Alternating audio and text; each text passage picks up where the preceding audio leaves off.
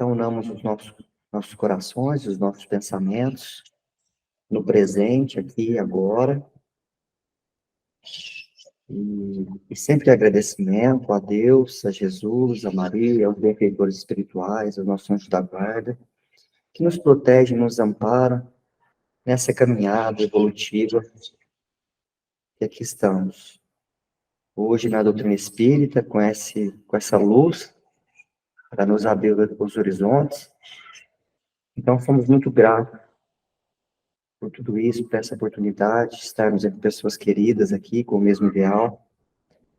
Então, que possamos unir esses pensamentos para que a gente compreenda melhor o Evangelho do Cristo, essas passagens, que com certeza são a estrutura da nossa vida e vão nos ajudar muito nessa trajetória. Então, obrigado, Senhor. Que essa oração chegue até o coração das pessoas que não puderam estar aqui hoje, e de todas as pessoas que de alguma forma precisam de luz, de amor e de carinho. Obrigado, Senhor. Está iniciada mais uma reunião do NEP Maria de Nazaré, que assim seja. Legal, então a Soraya vai ler para nós o versículo de hoje. Vamos lá. A conversão de Lídia em Filipos. E fazendo-nos ao mar de Troade, navegamos em rota direta para a Samotrácia, e no dia seguinte para Neápolis, e dali para Filipos, que é uma cidade do primeiro distrito da Macedônia, uma colônia romana. Estivemos nesta cidade, permanecendo nela alguns dias. No dia de sábado, saímos para fora do portão, junto ao rio, onde supunhamos haver um lugar de oração.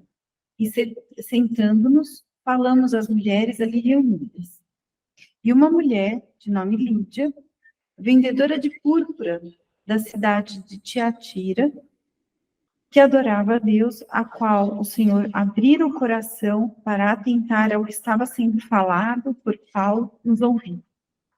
Depois de ser batizada, ela e sua casa rogou, dizendo: se me julgais ser fiel ao Senhor, após entrar, permanecei na minha casa. E nos pressionou para isso. Legal. São poucos versículos, né? Mas eu acho que dá para a gente tirar muita coisa daqui. Tem muita lição importante. Ramon, hoje a gente conversou, você apresentou aqui essa questão da conversão, que acho que é o assunto principal que a gente vai falar.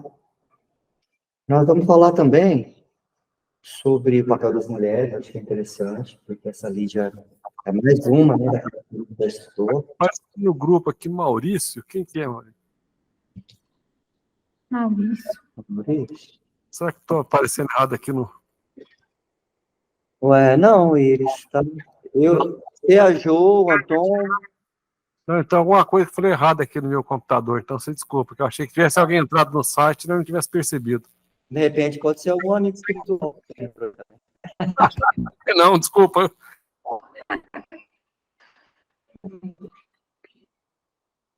Então, essa questão do papel das mulheres, a gente vai conversar também um pouquinho sobre isso. E o que mais? Tem uma outra coisa que eu achei que depois a gente vai conversar também, eu não estou lembrado o que é, mas aí na nossa conversa aqui eu acho que a gente vai achando aqui. Ah, adoração. Questão da oração. A gente fala um pouquinho também. Mas e aí, pessoal? Vocês acharam o Lucas lá, né? Tem que ir lá, ele achou o Lucas num comércio e fez uma proposta interessante para o Lucas. Para o Lucas, você já, né? Tá solteiro, parece que a mãe dele já havia falecido, e você tem condições, vamos divulgar a Boa Nova com a gente. O Lucas fez, não, mas eu vou sim, mas eu não posso esquecer da medicina. Aí o Paulo disse para ele, não, mas a medicina principal que tem é a medicina da alma. Você pode fazer tanto a medicina do corpo, como a medicina principal, que é da essência, que é da alma. E aquilo ali tocou o coração do Lucas, e ele embarcou nessa também. Então, era 3, né? Eram Paulo, Silas e Timóteo. Aí veio um reforço que foi o Lucas. Na verdade, a gente só está lendo isso aqui por causa dele. Se a gente tivesse entrado nesse time aí, de repente a gente não teria todos esses evangelhos. E eles estavam nessa subida, né? O contorno de toda aquela região da Grécia, que essa região era da Grécia.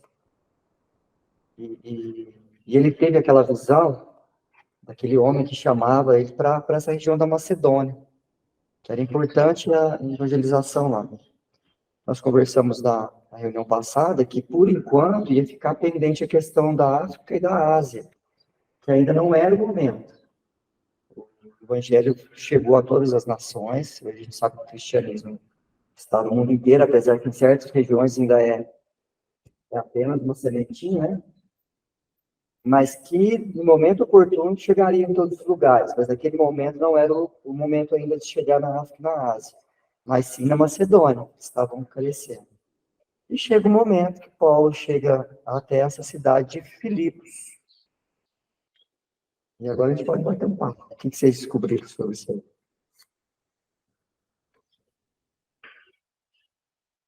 E eles já foram com o Lucas, né? Já foram de... Já. O Lucas já foi para trabalhar lá. Já foram pelo mar, tipo assim, né? Porque veio com a carona sim. dele. Você acha que a gente... Vamos ler dentro já, vai esclarecendo. Com a riqueza, né? Se você quiser ler aqui com a gente, pode ler, não. Não, a senhora pode fazer aqui, ó. Eu vou pelo celular. Eu tenho que ler. Não, é do baixo. Isso. Só no versículo, não pode ir direto no texto. Só um detalhe. Como estabelecer a Macedônia, não. Em direção a Macedônia, encontro com o Lucas. Conversão de Filipos, isso. Isso. Então, vamos lá. Passagem do Paulo Estevam, né? Só para o pessoal saber, né? Ele chegou ali, ó. Marlene, Tô que abana a mão aqui, ninguém vê. Falei, nossa, não é possível. A minha filha estava aqui, que mora em Ribeirão, e eu estava esperando ela ir embora. Já foi. Olá, gente, podem continuar. bem. Então, vamos lá. Marlene, você chegou, deu para saber que agora que a gente vai ler o capítulo 16, de 11 a 15, gente. A Soraya já leu para a gente os versículos. É a conversão de uma moça que chama Lídia, lá na cidade de Filipos. Certo. Tá bom, obrigada. Eu não tinha ouvido. Agora eu vou fazer a leitura do Paulo Estevam. Então, vamos lá. No dia seguinte, a missão navegava para Samotrácia. Lucas explicou-se como pôde, solicitando ao comando a permissão de se afastar por 1 ano dos serviços a seu cargo. E porque apresentasse substituto, conseguiu com facilidade o seu intento. A bordo, como fazia em toda parte, Paulo aproveitou todos os ensejos para a pregação. As menores margens eram grandes temas evangélicos no seu raciocínio superior. O próprio comandante, romano de boa têmpera, abandonava-se prazerosamente ao gosto de ouvir. Foi nessas viagens que Paulo de Tarso travou relações com um grande círculo de simpatizantes do Evangelho, conquistando numerosos amigos citados nas futuras epístolas.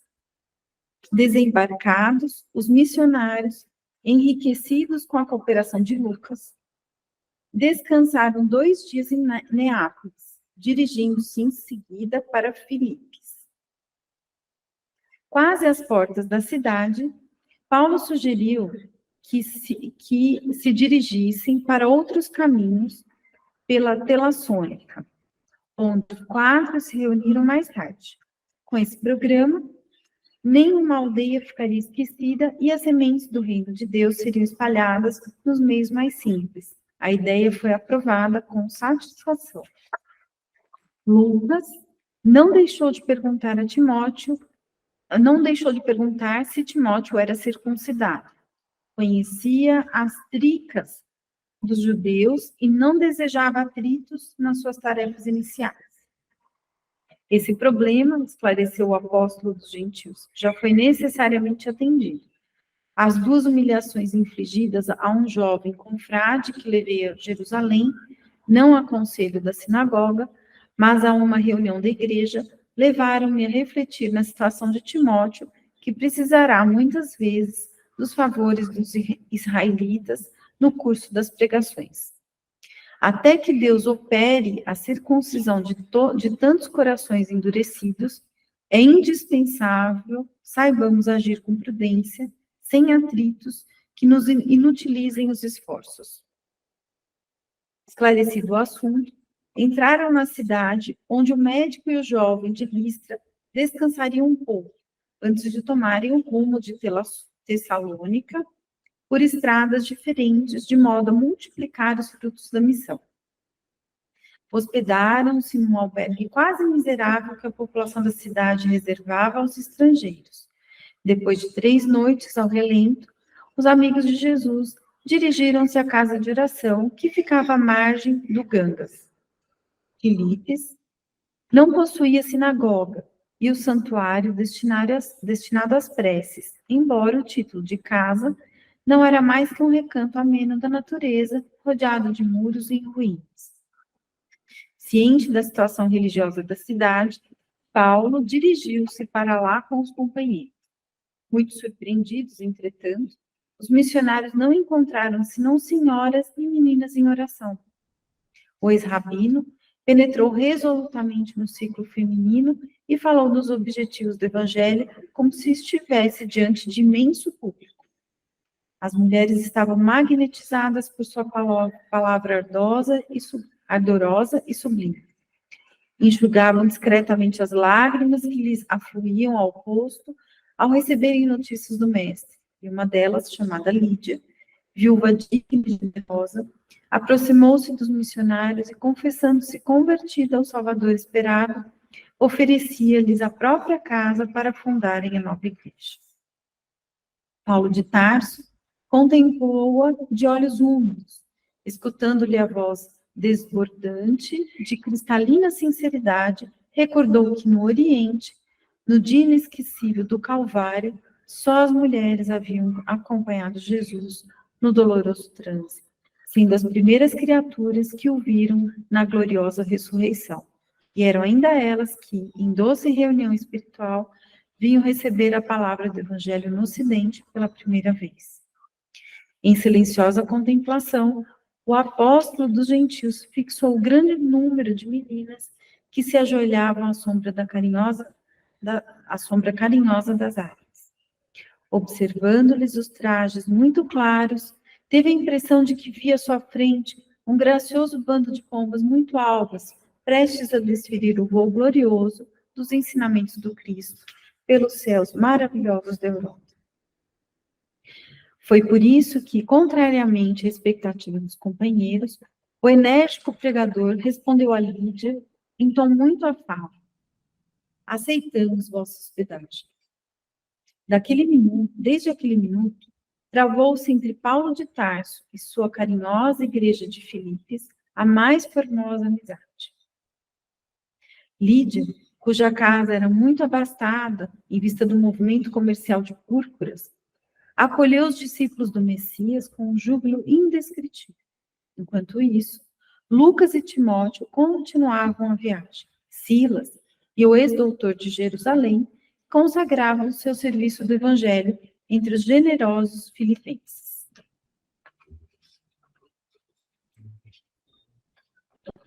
Bom, eu acho que vale a pena a gente continuar assim, resumidamente, esse texto aqui, porque tem muita coisa interessante. A continuação nem eu parei na missão de Lídia. Não, tá certo, é isso mesmo, eu digo assim, pegar ele e esmiuçando. Sim, com certeza. Não sei se a Marlene está com o Paulo Estevão dela aí, tá, Marlene? Eu posso pegar. Você me Se você- fala, tá? Página 357, não sei se... Não, mas pode tocar vocês, eu vou pegar, porque senão fica atrapalhando. Espera. Bom, conforme a gente disse já no início, eles chegaram nessa cidade, né, de navio. Qual capítulo que é? Porque às vezes é melhor falar o capítulo, né? Sim, capítulo 6.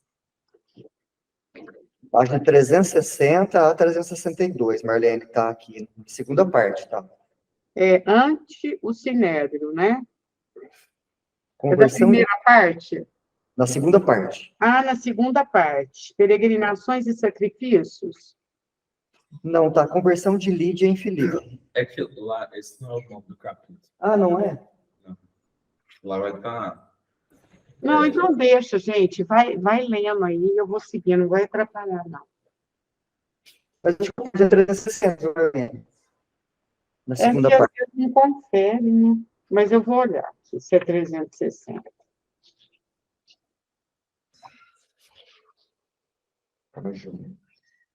Conforme a gente já havia falado. Aí fica isso mesmo, peregrinações e sacrifícios, capítulo 6, tá?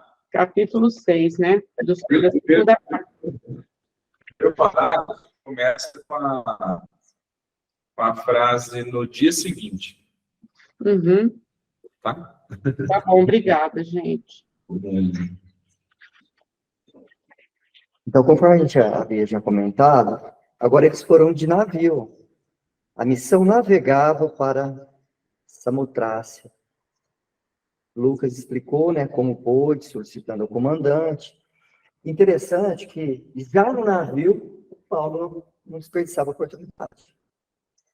Parecia assim, que ao mesmo tempo que o Paulo, ele era assim, né, respeitava a individualidade de todos, mas ele não desperdiçava a oportunidade de divulgar a boa nova, né, do Evangelho. Então, parece que o próprio comandante aqui se afeiçoou a ele. É que ele tinha uma habilidade, né? E ele colocava essa habilidade ao serviço do Cristo. Né? Isso eu acho que é fantástico. Ele tinha aquilo, ele sabia que ele tinha essa habilidade, esse dom, e ele entendia aquilo como algo muito sério, né? Ele estava sempre a servir, ele colocava a sua habilidade a serviço. Eu acho isso maravilhoso. Né? Ele não se escondia, né? Acho que ele viu oportunidade e se colocava em serviço. É um movimento fantástico. Né? Muito. Essas pessoas que têm essa missão, uma vez eu vi o Divaldo falando, o Divaldo ele vai nas palestras, né, no mundo inteiro, que às vezes as pessoas convidam ele, eu quero te mostrar um lugar turístico e tal, ele raramente vai. Mas quando é algum lugar que ele tem que ir, ou que ele não tem como falar não, ele faz apenas algumas ponderações.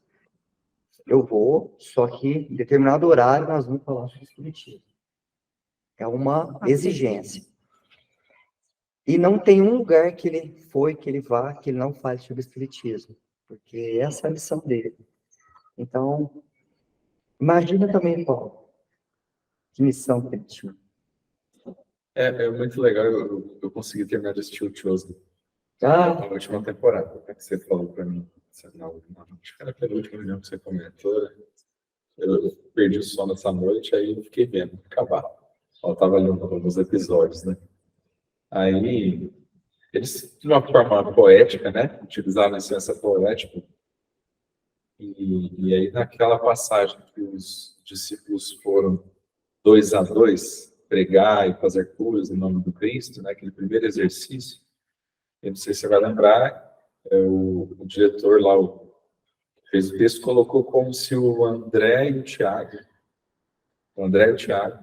tivessem feito a maior confusão na Decápolis. Porque eles contaram que era uma região que tinha gentios, judeus, e eles escolheram uma parábola que dava dupla interpretação. E aí, o ensinamento que eles levaram virou motivo de guerra entre eles, virou uma confusão danada. Aí, depois que Jesus foi lá, e é lindo, é muito bonito mesmo, né? Aí depois é onde Jesus reúne as 5.000 pessoas, faz a multiplicação dos pães e peixes, e depois também ele vai andar sobre as águas. Mas eu fiquei pensando, Porque esse negócio de falar parece fácil, né? Aí, para a gente arrumar uma confusão porque falou uma coisa errada, não custa nada. Porque falou... não tivemos sensibilidade, né? Não é só uma questão de falar mal, é questão de falar a coisa na hora errada, né? A pessoa errada. Fiquei pensando nisso. Tipo, você, e já até pegando o gancho na questão da conversão, por exemplo, a gente vai ver estudando aqui, a gente não pode forçar a conversão de ninguém. E Paulo tinha essa sensibilidade. Então, ele conseguia fazer o processo de transmitir a boa nova, respeitando tudo isso, sabendo como falar, sabendo o que falar em cada situação.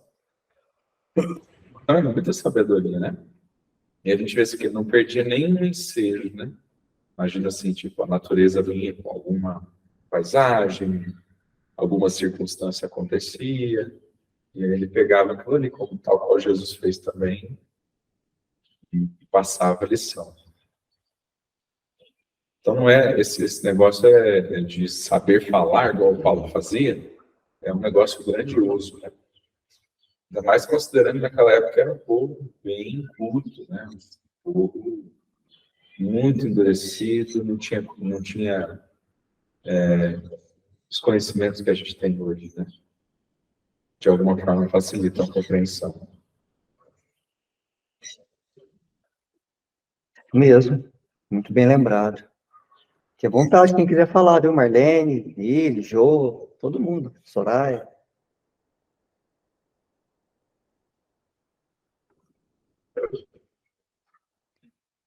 Mesmo, Romano.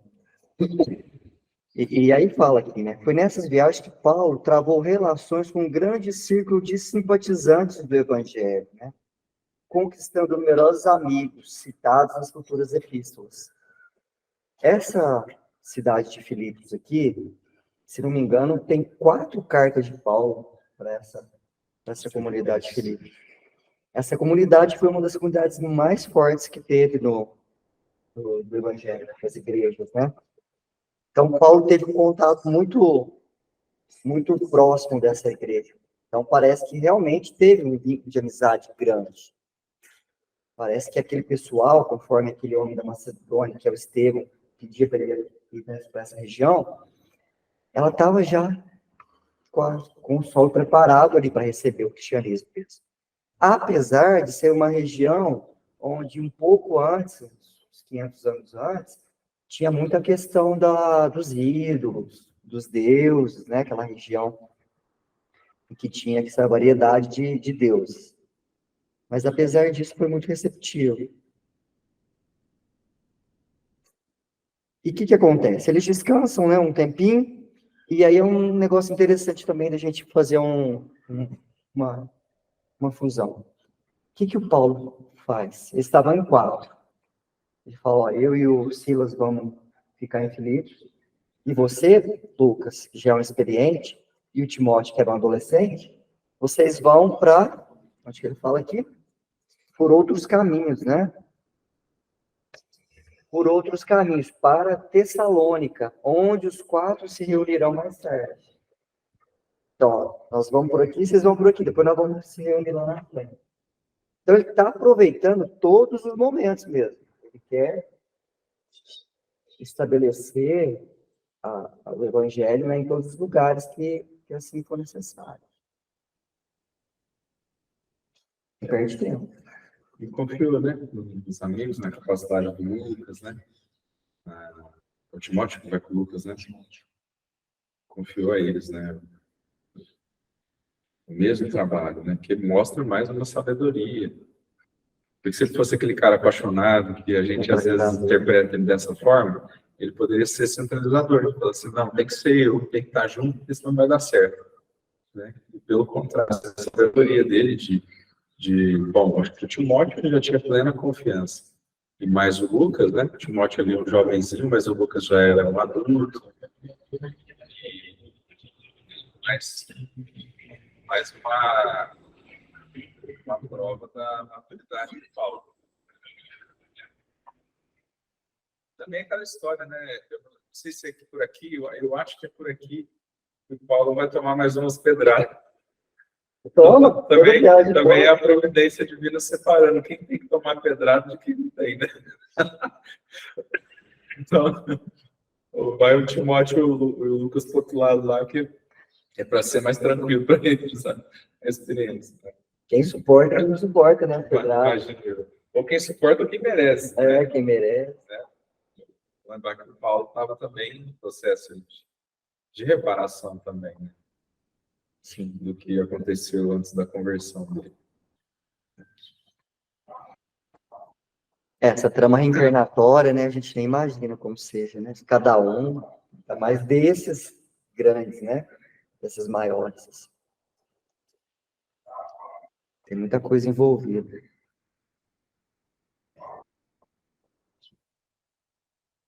E o interessante é que as mulheres, né, surgem aqui com muita força, né, nessa passagem. Muita. E foi uma cidade, justamente, foi a cidade que mais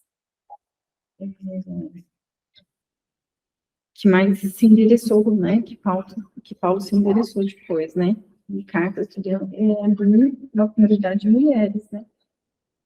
Então, assim, acho que essa sensibilidade que o Cristo sempre teve, né, de enxergar a figura feminina. Né?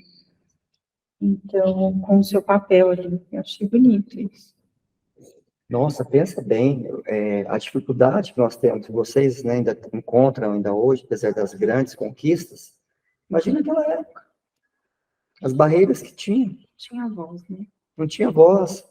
Aí ele chega num grupo, né, que era uma casa de oração, e é diferente da nossa, ele usa mais, né? Fala aqui, quer ver? E aqui, ó. Dirigiram-se à casa de oração que ficava à margem do rio Gangas. Olha que legal. Filipos não possuía sinagoga. E o santuário destinado às preces, embora tomasse o título de casa, não era mais que um recanto ameno da natureza rodeado de muros em ruínas. Interessante. Abacateiro. Né? A sombra do abacateiro. E é interessante, né? Porque normalmente os templos suntuosos, né? As sinagogas são construídas pelos homens, né? E as mulheres encontram num espaço tão simples uma oportunidade de oração. É muito isso. Muito bonito. É verdade. Eu sempre lembro, quando a gente fala desse assunto, no livro Libertação, do André Luiz, no final do livro, né, quando, dando spoiler, mas não tô nem aí, vocês viram. Não só, Marlene, Olha já viu isso, ele? Quem já leu me ajuda a lembrar. Né? No final lá... O Ramon, quem não leu, surra nele, já tinha que ter lido, né? Justamente. Mas é maravilhoso, maravilhoso. E no final, porque o Gregório, tudo indica que foi o Papa Gregório, ele era o governador de uma região do umbral super trevosa, né, muito mal, fazendo um processo obsessivo gravíssimo, que é a pessoa que vai ser tratada na trama do livro. E aí, no final, a mãe dele vai ao encontro dele, ele desembainha a espada e vai como se fosse lutar com a própria mãe. Só que em um determinado momento ele desfalece e a mãe pega ele dos braços. Então é lindo. E aí a gente vê, até no The Chosen também teve esse mesmo símbolo. Né? Então, uma discussão do Mateus com a Madalena lá, e ela estava falando que Deus envia algumas pombas para as nossas vidas para nos ajudar na nossa conversão. Pessoas que às vezes chegam com uma certa fragilidade, uma simplicidade que não nos surpreende tanto, mas ali está a grande semente que vai fecundar dentro da gente. E são as mulheres que dão a luz, dão a vida, A gente, nós somos um grande portal, né, de todos nós aqui, no mundo dos encarnados.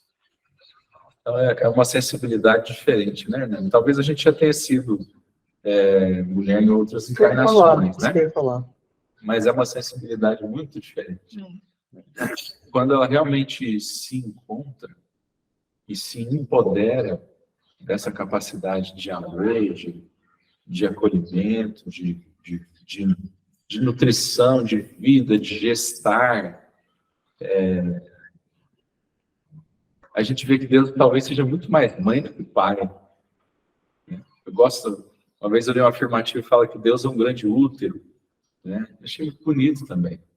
E é isso que é a figura da mulher que a gente tem que enxergar, né? Não tenho nada contra as questões do feminismo, realmente acho que violência contra a mulher, discriminação, eu acho isso realmente já ficou até para trás, né? Está muito ultrapassado, né? As pessoas que ainda pensam assim. Mas a mulher não pode perder, apesar dessas conquistas, não pode deixar de buscar descobrir o seu lado feminino. Sim. O seu eu feminino. Assim como a gente também tem, né? Como homens também temos. O lado ânimos e ânimo, né? Que eu falava. Mas nós nunca vamos ser que nem as mulheres, nós somos homens. Né? E aí, enfim. Embora a gente hoje trabalhe nas mesmas coisas, você pode ter mulher em posições de direção de empresas, de instituições, homens até cuidando de filhos, não tem nenhum problema, né? Mas a gente tem que descobrir o que trazemos nesse papel. Mas a Lídia, ela aparece aqui como uma mulher forte, né? Porque ela era viúva, pelo que eu entendi, ela posses, né? E ela não se esconde, né? Quando ela convida, imagina só, uma mulher naquela época convidar homens, né, para ficarem na casa dela, abrir as portas. Então, para mim, ela é uma fortaleza, assim, para a época, né? Um posicionamento de uma mulher completamente fora, né, dos padrões da época. À frente até da época de hoje, né? Ela se coloca dessa maneira a serviço também. Né? Estou aqui para servir. Eu acho que esse é um posicionamento muito forte, assim. Ela não temer, né, as consequências disso e colocar o que ela tem a serviço, né? Eu achei assim. Até pelo próprio trabalho dela, né? Sim. Pensa bem, a fontinha dela era a venda comércio. de púrpura, né? Então ela lida com várias pessoas. Então ela coloca a sua própria imagem em risco ali, que é o que mais de precioso uma mulher naquela época podia ter, né? E ela aparece como uma mulher forte, validando esse processo, né? Acho que a validação dela ali foi algo muito importante, né? Então, eu achei, assim, tanto que a conversão de Lídia em Filipos, né? Então, ganha um espaço aí de importância, né? Numa época e você tem toda a mulheres... razão, viu, Soraya? Porque depois eu fui fazer umas pesquisas das mulheres mais virtuosas, assim, e ela entra como uma delas, né? Como Maria de Magdala, Joana de Cusa, tem outros que eu não estou lembrando. E ela é citada como uma mulher justamente desse sentido, que quebrou barreiras e que era forte por colocar em risco. Sim, porque a sua imagina vida. as críticas que ela não deve ter, né, passado por ter se posicionado. Né, um posicionamento que não é esperado para uma mulher da época. Então, Lídia me parece uma pessoa realmente muito significativa, a passagem E uma conversão rápida, né? você vê que elas tinham um grupo de orações, né? Então, eram mulheres já, você vê que parece que estavam se preparando para receber, né, a boa palavra ali. Então, já havia um movimento, não foi assim, acho que Já havia um preparo espiritual ali, né? Faltava o Paulo, né? Verdade, Né? A descrição aqui é muito poética, É né? bonito. Gracioso bando de pombas muito alvas, prestes a despedir o voo glorioso dos ensinamentos do Cristo pelos céus maravilhosos da Europa. E ele recorda Cristo na cruz também, né? Sim, verdade. Presente, né? Dessas mulheres ali, né? Muito Isso bonito. mesmo, né? Só as mulheres que estavam, né? Realmente não abandonaram, com exceção do evangelista. Só as mulheres. Tem uma parte, Ramon, você até colocou em verde aí, que fala, eu não estou achando aqui, que fala faz um trocadilho com a circuncisão,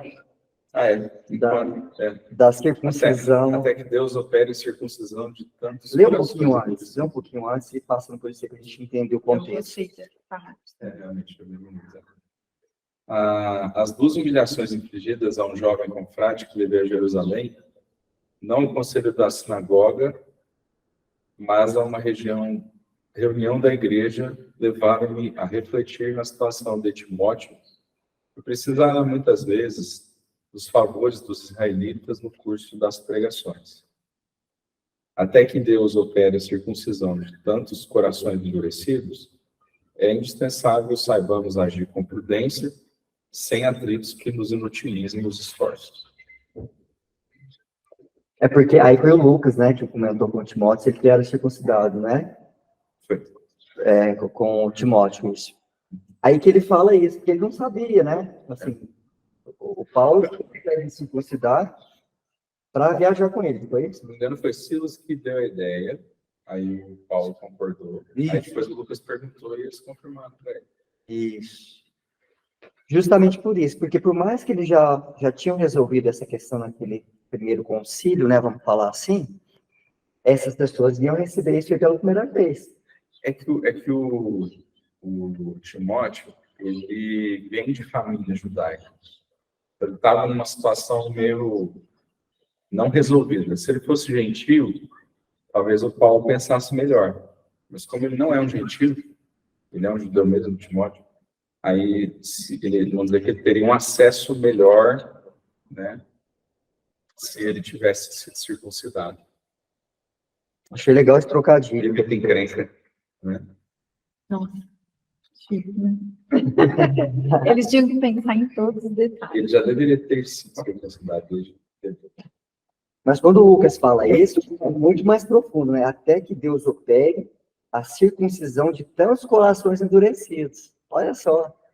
Porque se os corações não fossem endurecidos, pouco importava.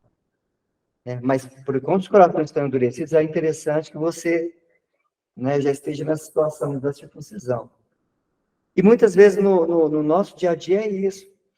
A gente, às vezes, quer fazer determinada coisa, tem certos objetivos, mas tudo depende daquele público que vai receber. Como é que é o coração daquele, né?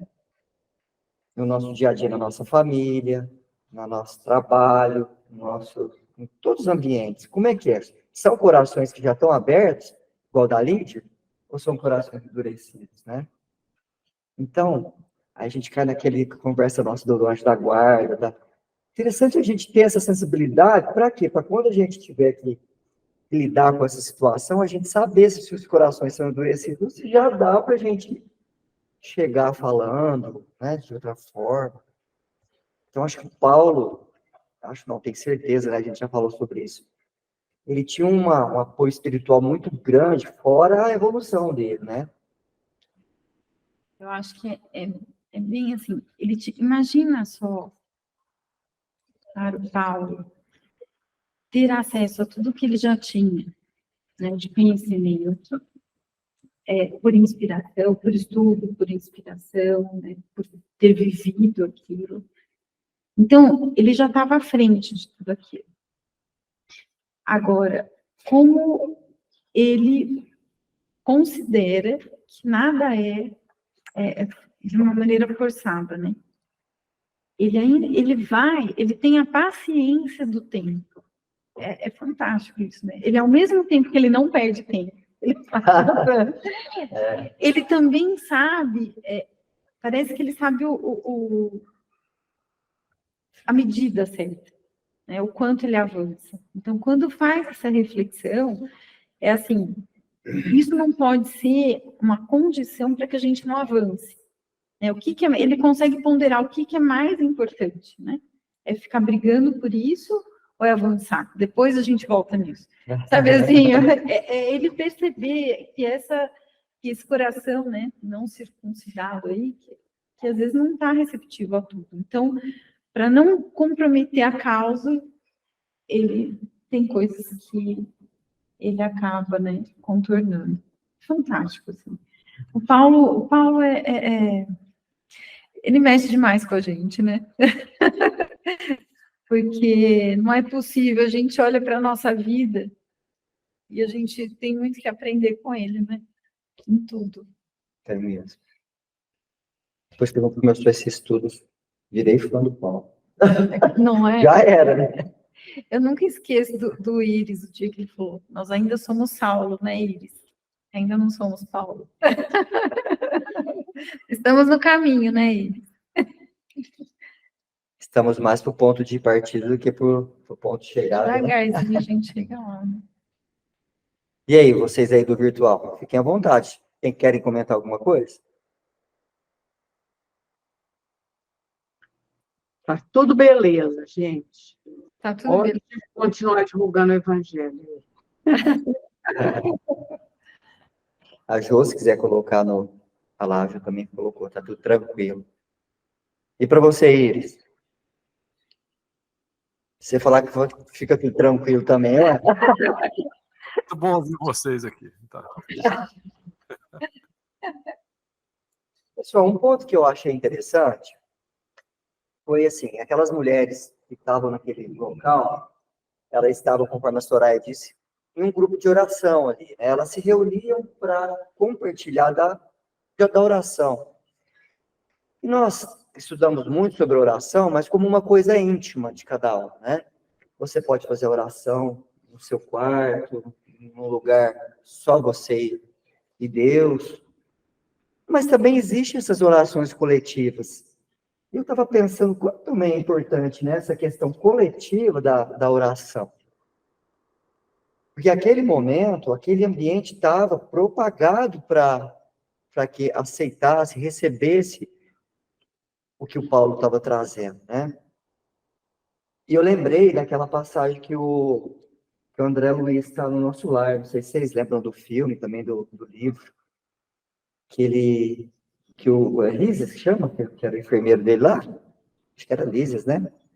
Falou, ó, ele estava ainda na maca lá, vai ter o governador vai fazer uma oração, aí ele leva o André Luiz, e eles começam a fazer aquela oração que se propaga por todo o nosso lar lá. E ele começa a ver, né, no ambiente totalmente se transformar. E aquela oração, aquela tela aparece em todos os lugares. E quando acaba aquela oração, ele está totalmente transformado. Então é interessante a gente também pensar na oração de forma coletiva, né? Como que os ambientes se transformam quando as pessoas também estão imbuídas de um pensamento direcionado coletivamente.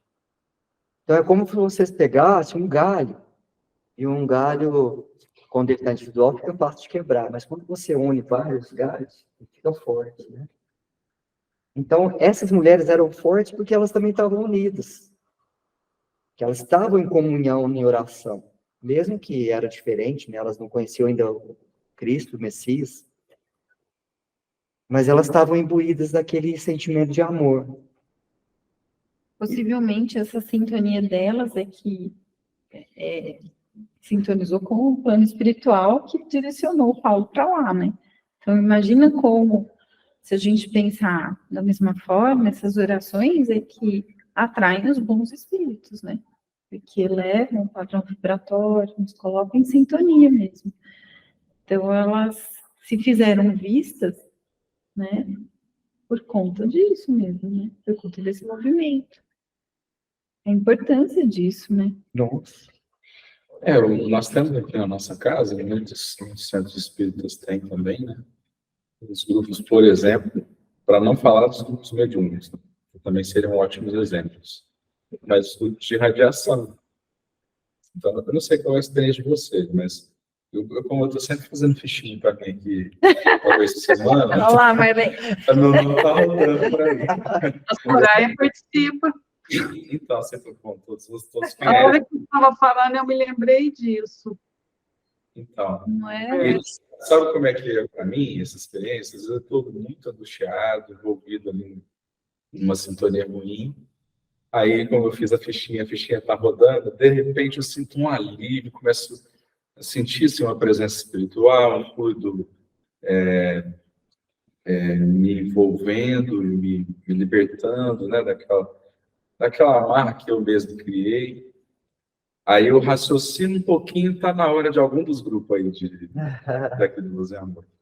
Entendeu? Então é muito legal. A gente tem condição de sentir na nossa pele mesmo o valor. O valor que tem esses grupos. Às vezes a gente está lá no grupo, a gente nem... Porque é difícil concentrar, né? Tem dificuldades, né? Você vai falar assim, caramba, mas eu sou cheio de defeitos, eu estou participando ali do grupo, às vezes eu concentro 100%, nunca consigo 100% do tempo, eu consigo uma parte, aí daqui a pouco eu volto, eu faço o meu esforço. Eu creio que todo mundo está vivendo isso, mas está ali de boa vontade, né? Tá na intenção, né? A força da intenção, no fervor, será que é a palavra? Como é que fala? Entrega. Não é entrega, não, é mobilizando ali a intercessão própria em favor de alguém, né?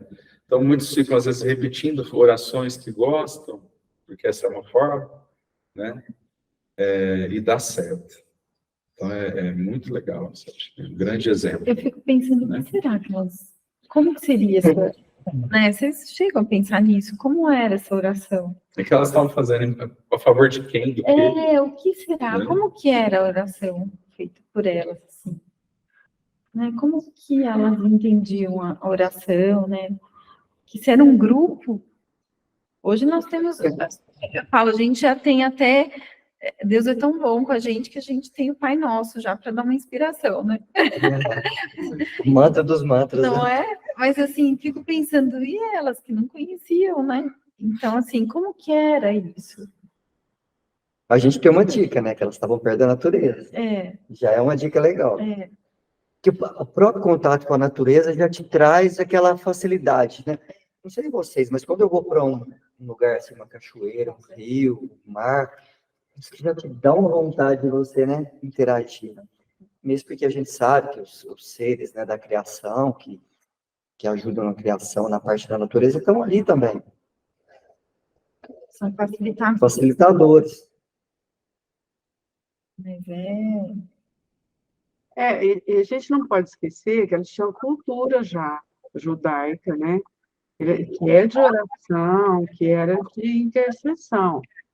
Claro que deve ser diferente da nossa, mas uma profunda ligação com o alto.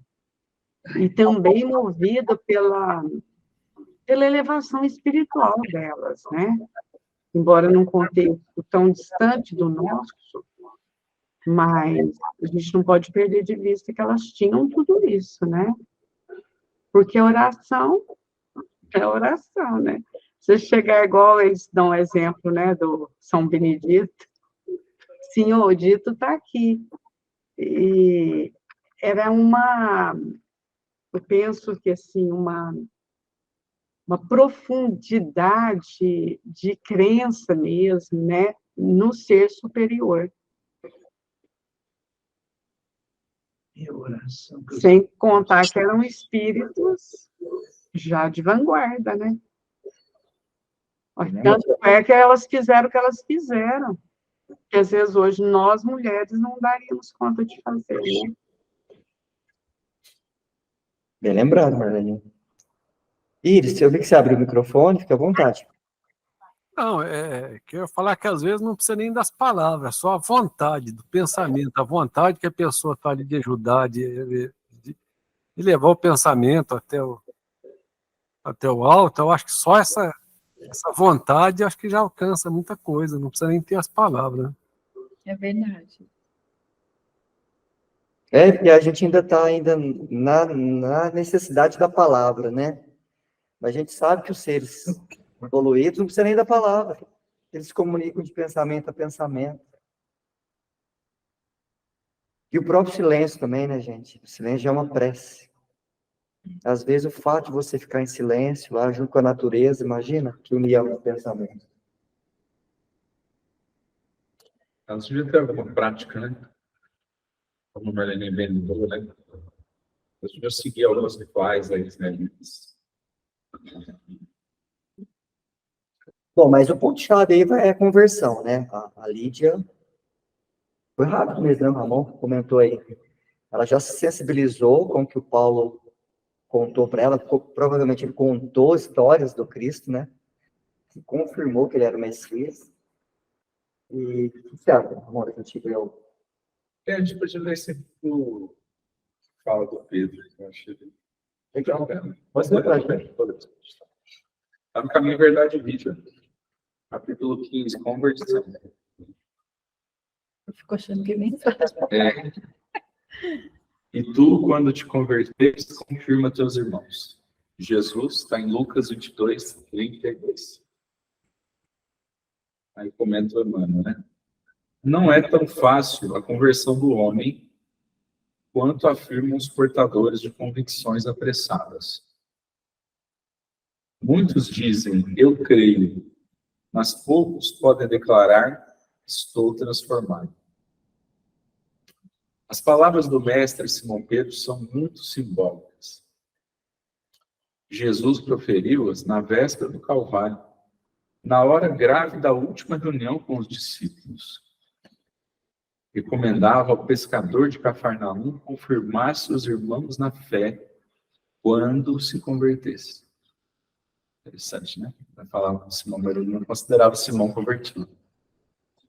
Acresce notar que Pedro sempre foi o seu mais ativo companheiro de apostolado.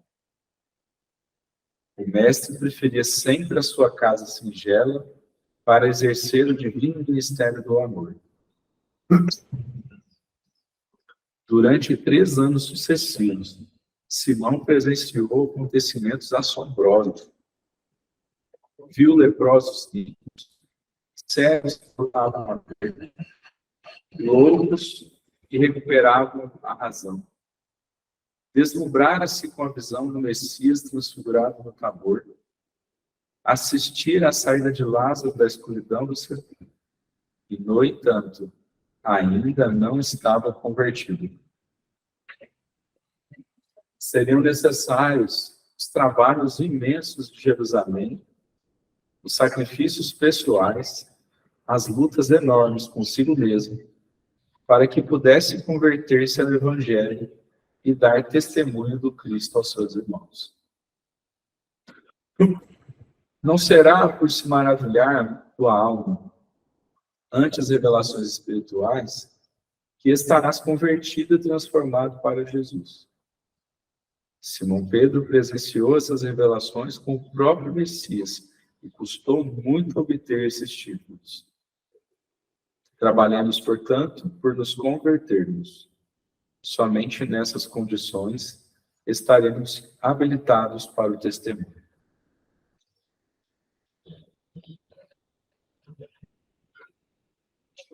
Ou seja, a conversão de cada um é no seu tempo. De mais, Lídia precisou de menos. Talvez eu fico pensando por que foi tão rápido, né? Ela já devia ela devia ter muitas perguntas, né? E Paulo trouxe muitas respostas. Eu acho que talvez isso seja importante, né? Quando você... Por que eu penso, né, aos 14 anos? Por que eu procurava, né? Eu tinha perguntas, não encontrava respostas. Então, eu penso que é isso. Quando você encontra algo que te traz, né, respostas para muitas coisas que você não entende, aquilo é muito forte, né?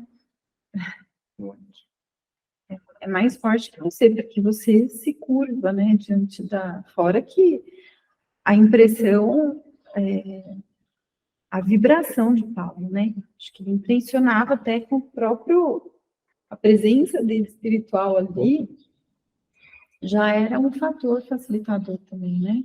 De impressionar também o outro. Então, acho que Lídia devia estar nesse processo. Agora, existem outros que precisam mais, né? Porque são mais... Há uma necessidade, é uma necessidade individual, né? Eu acho.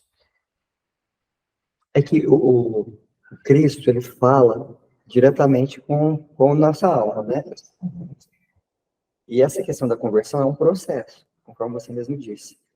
E, às vezes, para um, demora muito essas etapas acontecer até se consolidar, e para outros é muito rápido esse processo, né? Existe até um ditado dentro do meio espírita que diz assim, ó, o espiritismo tem 3 etapas. O momento que ele entra em você, como é que é? O momento que ele entra em você, não, o momento que você entra nele, você entra no espiritismo. Entra nele. É o momento que você entra no espiritismo, depois o momento que ele entra em você, e depois o momento que ele sai de você. É onde você está doando, você está trabalhando. Então, eu acho que, né, na questão também do Cristo, e ele é a essência disso que eu estou falando, é assim, tem aquele momento que você se vislumbra, nossa, é isso mesmo, né? É isso que eu quero. Aí tem um momento que vai chegar o momento que você vai ser a carta viva do Cristo. É o que aconteceu com Pedro. Ele já sabia que o Cristo era ali o Messias, mas ele não conseguia ainda fazer com que ele ali saísse dele. Tanto que tem uma passagem, que está no Boa Nova, se não me engano, que 3 ladrões chegam e eles ficam sabendo de Jesus, né, e vão procurar Jesus. Mas Jesus tinha que fazer uma visita rápida, aí ele fala para Pedro, Pedro, cuida deles para mim com a verdade, né? Por enquanto eu tenho que sair. Pedro começa a falar para eles, conheço vocês são os ladrões, sua família é isso, sua família é aquilo, né? Então, quer dizer, a hora que Jesus chega, eles estão os 3 lá, moados, totalmente descontentes. Aí ele fala para Jesus, Jesus, cuidei deles com a verdade, conforme você disse. Ele fala, Pedro, você não entendeu nada, né? Porque Pedro não estava conseguindo fazer com que o Cristo saísse dele ainda. Então, ele não estava convencido. E assim, muitas vezes, somos nós, né? Nós sabemos do espiritismo, sabemos do cristianismo, mas a hora que chega no momento do testemunho, nós não conseguimos. Falo por mim, né? De repente vocês conseguem. Porque não estamos convertidos ainda. Assim. Essa foi a melhor parte. Olha, eu vou falar bastante do Dia de hoje, porque eu fiquei assistindo ontem, então tá fervendo na minha cabeça. Mas é tão bonito, né, cara? O que eles arrumaram ali naquele último episódio, né? Porque eles também, usando a licença poética, eles colocaram como se a esposa do Pedro tivesse ficado grávida antes dele sair. Então ele nem ficou sabendo que ela estava grávida. E no meio do tempo, foi alguns meses, ela teve um aborto, quase morreu. O Pedro não ficou sabendo. Aí ela volta, ele volta, e ela fica estranha com ele, e não conta, fica magoada, e eles começam a ter sintonizar por causa disso. Até que chega um momento que ela conta, e aí o Pedro fica arrasado, porque ele tá presenciando Jesus curar todo mundo, curar a distância, curar com a mão, curar as pessoas tocando na veste dele, e não fez nada para ajudar ele. Não fez nada para proteger a esposa dele. E aí ele se rebela. É muito bonito, cara. É muito forte isso, assim, porque é igualzinho que acontece comigo, assim. A gente estuda aqui o Evangelho, que bonito, né? Lê, e sensibiliza, chora. Mas a hora que a experiência vem, você fala assim, mas por que comigo? Né? Por que comigo? Já entendi, já estou me esforçando, por que comigo? Né? E por que você não está me ajudando de forma diferente se eu já estou fazendo diferente? Então, eu estou me esforçando para fazer diferente. E aí tem toda a trama, gente, que lindo, eu aconselho vocês a ver. É muito bonito. Aí eles puseram como se... E aí o andar sobre as águas acontece nesse meio. Ainda sem Jesus esclarecer o Pedro. É emocionante, chorei pra caramba. E aí a gente entende essa conversão, né? Do próprio Pedro, dos outros discípulos também. Eles colocam com maestria como os discípulos ainda não estavam naquele ponto da fé desse convívio com Jesus, né? Mostra as infantilidades deles, mostra eu acho que, imagino, deve ter sido mais ou menos por aí mesmo, né? Com certeza. Às vezes eu penso, assim, os discípulos, eles são a representação de todos nós ali, né? No sentido de, nas suas dificuldades, uns com mais facilidade, outros com menos facilidade. E eu acho que isso foi uma coisa, acho não, né? Foi uma coisa pensada também para que houvesse uma identificação, né? Então, às vezes, quando eu escuto alguma coisa sobre Pedro, eu fico, assim, fascinada, porque eu gosto do Pedro. Eu gosto desse jeito dele, rústico, assim. Ao mesmo tempo, eu enxergo nele um coração maravilhoso, sabe? Então, assim, eu acho que é isso mesmo. Eles têm essa humanidade, né, que nos aproxima. Os apóstolos trazem isso, né? E também mostram que isso, como isso foi sendo burilado, né? Eles abrem também essa possibilidade, né? Essa esperança. Assim. Eu acho tão bonito. Quando eu vejo Pedro, assim, né, Lídia com essa facilidade, Pedro com essa dificuldade, mas somos nós, né? Então, em algumas coisas temos mais facilidade, outras não. Mas essa humanidade, assim, que nos aproxima, né? Que também nos traz essa chance, né? Eu fico pensando no olhar de Cristo, porque ele sabia olhar para cada um que estava diante dele e enxergar um nível de conversão possível. Talvez ele nem... imagino que ele não tivesse. Ele só conseguiu saber, conversando com o Ramon, até onde ele vai, que sementes tem que deixar aqui. E aí, isso vale para o que a gente estava conversando da sabedoria do Paulo, de aproveitar todos os momentos para pregar. Imagina ali, ele conversando com marinheiros. Não é? O que ele ia tocar para sensibilizar marinheiros? Para falar de Jesus. Falar do perdão, falar de todos os princípios do Evangelho. Não tem a menor ideia. E saber entender o nível de conversão, assim, de compreensão que eles teriam condições de atingir. Então,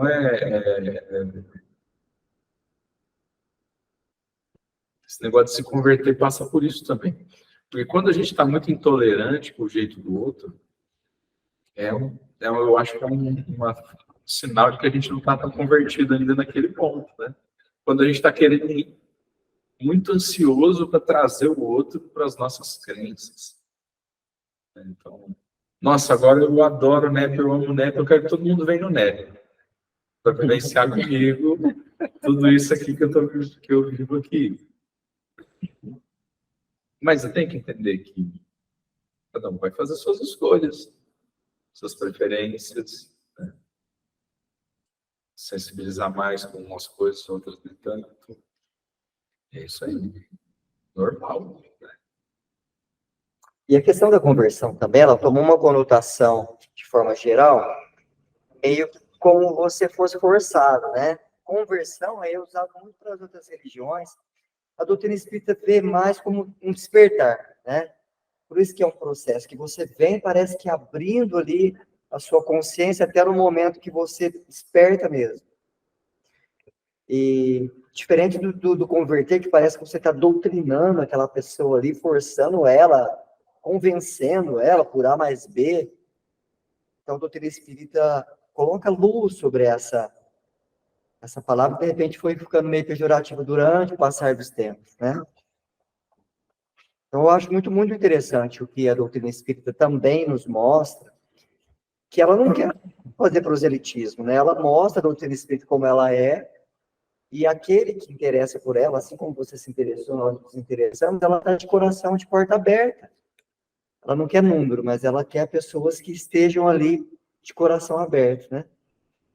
E a gente vê tantos casos que chegaram na doutrina espírita por tantos outros motivos, né? E, de repente, ela encontra esse despertar dentro da doutrina espírita. Mas, como nós ainda estamos no processo, né? Até a gente chegar no momento que você vai falar, não, agora, Cristo sai de mim, né? Na minha própria conduta, no meu próprio testemunho. Esse vai ser um momento legal para todos nós. Espero que estejamos juntos aí.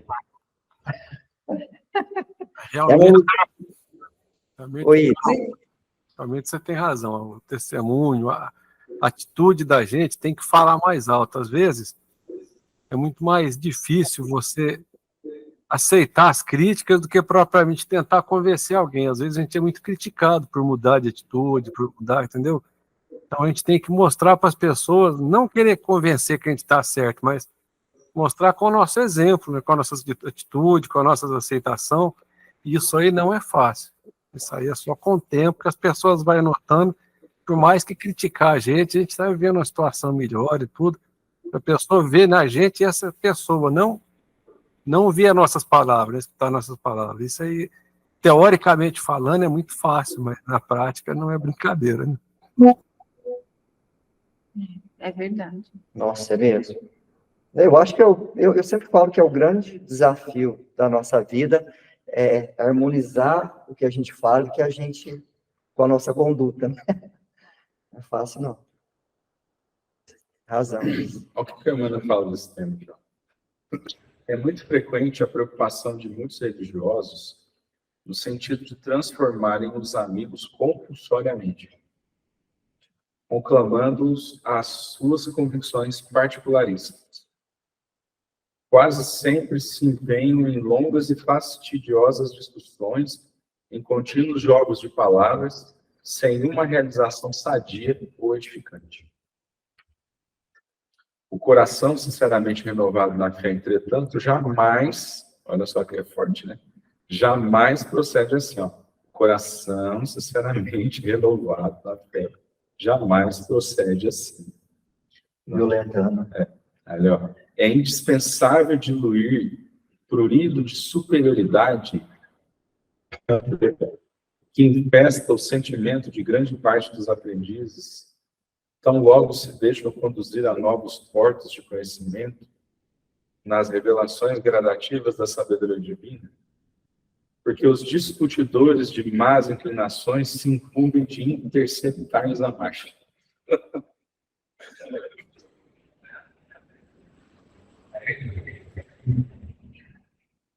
Lógico que o seguidor de Jesus não negará um esclarecimento acerca do mestre, mas se já explicou o assunto, se já tentou beneficiar o irmão mais próximo com os valores que o felicitam, sem atingir o alheio entendimento, para que discutir? Se um homem ouviu a verdade, não a compreendeu, fornece evidentes sinais de paralisia espiritual. Ser-lhe-á inútil, portanto, escutar repetições imediatas, porque ninguém enganará o tempo. Ninguém enganará o tempo.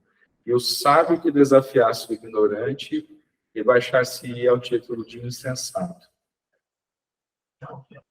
Ele fala, não percas, pois, as tuas horas através de elucidações minuciosas e repetidas, para quem não as pode entender, antes que lhe sobrevenha o caminho do sol e a chuva, o fogo e a água da experiência.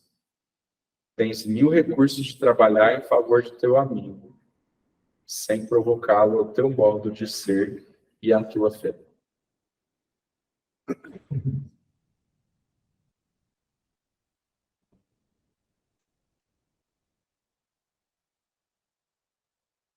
A gente não converte nem dentro de casa, gente.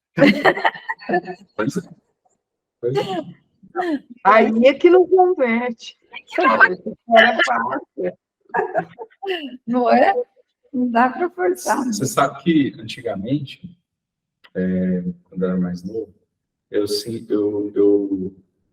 me orgulhava de não ter vergonha de falar que eu era espírita para os outros, independente do ambiente. Aí hoje eu vejo a grande virtude não é nisso. A grande virtude está em não precisar falar. E não precisar só com seus hábitos demonstrar. Porque você fala assim, se eu já puxo esse assunto de cara, e a pessoa evangélica, por exemplo, ela já vai bloquear a mente dela. Para que eu vou tocar nisso? Aí, se a pessoa, qualquer motivo que seja, então, na hora que eu estou conversando, eu tenho que arrumar formas, se é que tem que falar alguma coisa. Então, eu tenho que achar formas ali de passar as lições de bondade sem necessidade de você ficar Rotulando. Então, e até mesmo de ouvir, né? Se abrir para ouvir o outro, porque o outro muitas vezes tem tanto para ensinar. Tanto para ensinar. Se a gente souber perguntar, né? Se vai fazer a pessoa ter liberdade, sentir a vontade para expor, né? Às vezes, mais do que falar de religião, a pessoa está precisando de um momento de uma abertura para falar de si, para expor os seus sentimentos, se sentir um pouquinho importante. E aí a gente fica no devaneio, né, de achar que a gente tem que colocar um microfone, um megafone.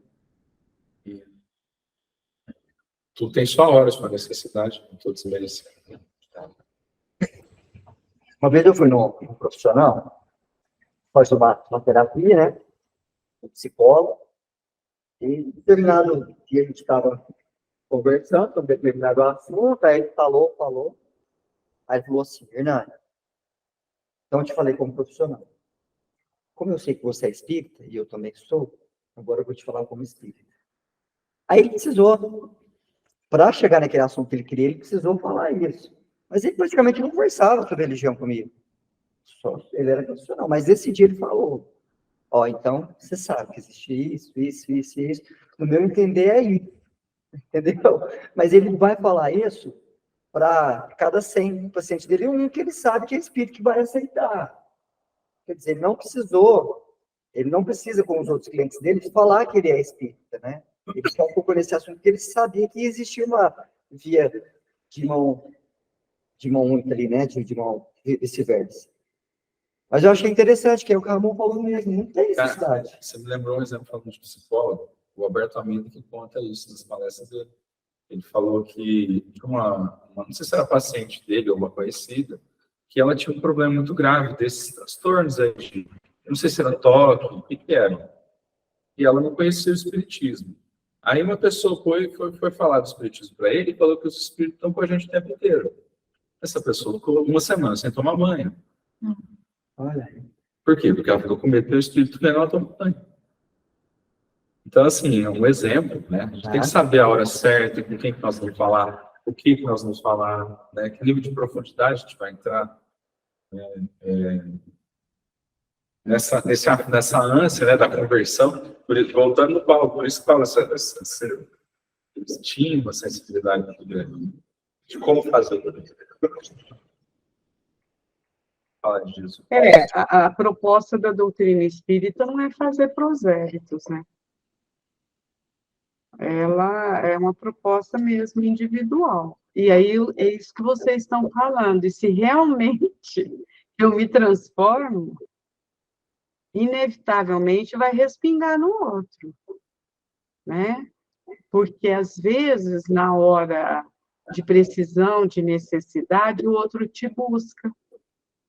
Não, assim, não estou nem dizendo porque já somos transformados, mas, às vezes, porque ele sabe ou desconfia que a doutrina espírita pode dar uma explicação diante de alguma dificuldade mais séria, né? Isso é muito interessante. Mas a gente realmente não deve sair pregando, não, né? Você teve um outro assunto também, a gente falou muito de espiritismo, mas se a gente estivesse falando só do evangelho, né? Se a gente não tomar cuidado, a gente faz a pessoa sentir uma culpa danada.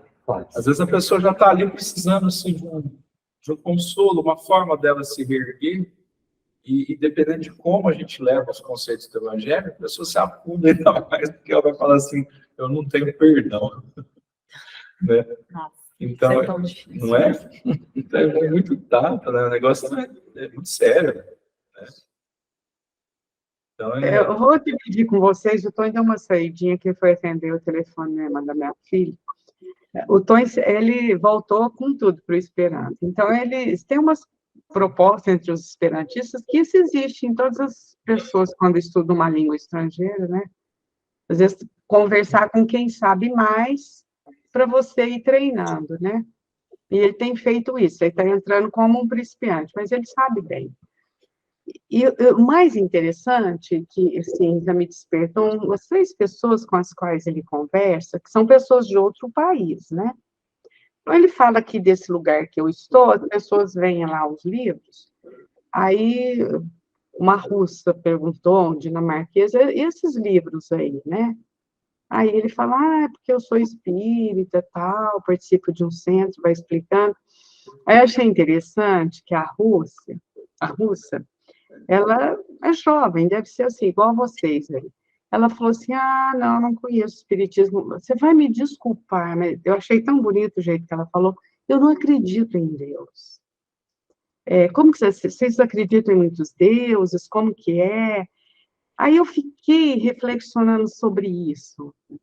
Não tem importância que ela não acredite em Deus, mas ela tem uma vida ímpar, pelo menos assim, nesse diálogo, está preocupado com o outro, porque o Esperanto também tem como proposta a paz mundial, né?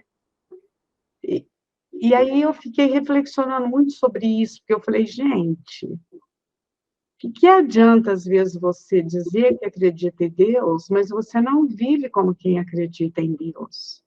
E o outro que não acredita, porque às vezes a cultura, enfim, ou às vezes até porque todos que acreditam em Deus fizeram com que ele se afastasse, tem uma atitude assim, né? Achei elegante, ela ainda pediu desculpa, sabe? Você vai me desculpar. Ou seja, olha o lugar de respeito que ela se coloca frente àquele outro que pensa diferente dela, né? Demais. Nossa, Mariane, é fantástico. E também, eu achei um artigo da Revista Espírita, se alguém quiser depois tiver curiosidade de olhar, está na janeiro de 1858, tá? Chama Uma Conversão.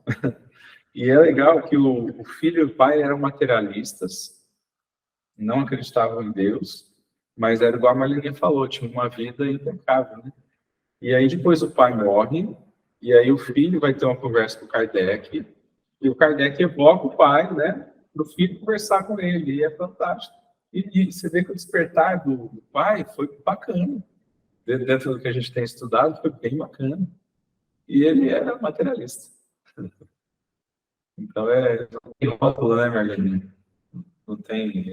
importante tem me chamado muita atenção. Eu estou citando o caso dessa, mas os outros 2 também tiveram. Mas, no fundo, eles se interessam, querem saber alguma coisa. Um falou assim, vocês ficam conversando com os espíritos. Não, mas eu não sei muito de espiritismo. Eu falei, mas é uma maneira deles se interessarem também, né? Sem dúvida. Mas o que eu observo? Até porque a gente sabe mesmo, né? Porque a Meire também não está aqui, ela conhece um pouco do esperantismo, do Esperanto. Tem essa proposta de paz mundial. a pessoa estudou esperando para quê, né? Vinculou a isso, já é um sinal. São anos aí de né? Por que ela foi fazer isso? É uma coisa, né? que mobiliza ela. Tem a ver com esses valores aí. E o Tonho comentou com um deles, falou, olha, aqui no Brasil, quase todos os esperantistas são espíritas. Eu sei que tem pessoas que são e não são espíritas, mas a grande maioria são espíritas. Mas existe esse movimento no mundo de pessoas que nem creem em Deus. Você sabe, Marlene, que é aí que eu vejo, quando a gente estuda aquela parte que fala que a humanidade está chegando na sua maturidade para que a transição ocorra. Você percebe que ela está faminta de algo mais que ela não está achando em lugar nenhum. Você consegue perceber isso no fundo? Né?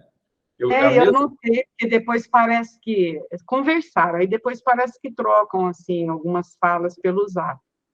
Ela voltou a tocar nesse assunto. Eu ainda falei, então, ó, presta atenção que às vezes você vai ajudar aí algumas pessoas, né? As pessoas têm alguns preconceitos, mas você vai ver que na essência muita gente tem a necessidade, mas não foi o momento de encontrá-la, né? É a vida que vai se encarregar de fazer isso de algum modo, mas a mesma coisa acontece com a minha professora de inglês. Ela mora na cidade do Cabo, na África, ela é sul-africana. E é a mesma coisa. Eu vou de leve, a gente vai conversando, quando ela puxa, eu falo. Explicar, ela é faminta, e para todo lado você vai.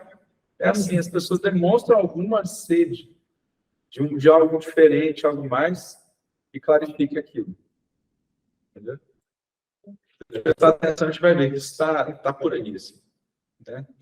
Agora, aí cabe isso aí também, né, Ramon e todos vocês que estão aí, que Kardec, que a gente lê na obra de Kardec. Haverá um dia que todas as pessoas serão espíritas? Não, claro que não.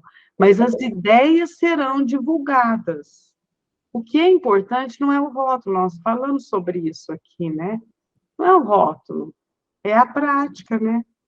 A prática dos princípios cristãos, que é o grande desafio, né? Ele disse, né, Marlene, meus discípulos serão reconhecidos por muitos se amarem. Aí não fala de religião, não fala de nada disso, né? Muito bonito. É isso aí, pessoal. Estamos no nosso horário, mas alguém quer fazer mais alguma reflexão sobre algum ponto aí? Vou só falar que eu fui da Lucélia, sexta-feira, eu fui novamente com a Helena, né, e a Noeli. Nossa, ela fica tão feliz. Aí eu falei de vocês, o pessoal do NEP, nós sempre oramos por você, tá? Ela fica emocionada, sabe? Mas dessa vez eu senti que parece que ela está com mais dificuldade naquele processo. A fala dela lá já estava mais difícil. Muito difícil. Marlene, já tem quanto tempo? Já faz mais de 2 anos. Diz a Helena, que a Helena é a que vem acompanhando desde o início, sabe? Entendi. Manda um abraço para ela, quem tiver oportunidade. Eu falo, sempre que vocês mandam. Eu não vou sempre, não, né? Mas... Ô, Marlene, mês que vem você vai comigo? Que aí eu já acabei meu... Como, amor? Que vem você vai comigo? Porque eu acabei meu... Tá mais... Vou sim. E nós precisamos orar por ela, pelo esposo, né? Até eu falei para o Tonho fazer a ficha, porque depois ele nos acompanhou, ele está muito esgotado, né? Imagino. Muito esgotado, porque ele também é idoso, né? Não é uma situação fácil. Ele faz com muito carinho tudo, a gente vê. Mas, ei, gente, é isso aí que eu queria ver se eu ia dar testemunho, viu? Eu tinha essa mãezinha aqui em casa. Falo, Senhor Jesus. E ela está firme, né? Está firme lá. Graças a Deus. Graças a Deus. Vencendo a batalha, né? Bom, pessoal, acho legal a gente conseguiu aí fazer essas considerações, né, sobre conversão, sobre oração, questão das mulheres também, a fortaleza das mulheres. E a gente percebe que o Paulo, esse instrumento de Deus, né, vem só agregando durante a trajetória dele. E que bom que a gente tem essa oportunidade de fazer essas reflexões sobre isso, né? Eu acho que para a nossa vida isso é muito importante. Semana que vem estaremos aqui fazendo mais, então, se Deus quiser. Falar sobre o Evangelho, mesmo que às vezes a gente tenha dificuldade de entender algumas coisas, né? Mas eu acho que é uma massagem no nosso coração, para poder ficar mais brando, mais sereno, né? Porque olha que esse pessoal enfrentou, né, gente? Nós não. Está aqui tudo, tudo livre, né? A pessoa pode não concordar com o que pensamos, mas a respeito, né? Então é muito fácil hoje, né? Nossa, bem diferente, né? Bem melhor. Isso aí, pega a peça para nós. Mas, obrigado, Pai Celestial, obrigado, Mestre Jesus, por esses momentos de luz que nós vivemos aqui na nossa casa de luz e amor. Obrigado por essa chuva, veio aliviar esse calor que a gente está sentindo, equilibrar nossa atmosfera, nossa natureza. Obrigado, Mestre, por ter nos deixado essas lições, esse caminho, para que a gente possa ser felizes eternamente. E rogamos a sua ajuda, Mestre, o seu abraço, a sua mão, o seu olhar cuidador, que tanto nos sensibiliza, tanto nos ama, porque somos tão indigentes, estamos sofrendo debater do nosso despertar. Com a sua ajuda nós iremos conseguir. Te agradecemos infinitamente. Abençoe hoje sempre, Jesus, nossa casa de luz e amor. Abençoe nossas familiares, nossos lares, nossos trabalhos, funcionários. Possa ser um excelente semana para todos. Possamos estar juntos aqui no próximo domingo. Que assim seja.